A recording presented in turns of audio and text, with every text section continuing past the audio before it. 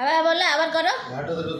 কাপড় দিও তো গিফটটা পড়ে গেছে না ঘাটতে গিফটটা ওমন জায়গায় না দিয়ে না সাইডে গিফটটা দিলে সাইডে গিফট দিলে সাইডে দিলে আরো বেশি লাগে। ঠাকুনা কুড়না নানা গোবিন্দ গোবিন্দ গোপালাল কৃষ্ণ কানায় নন্দ লালা।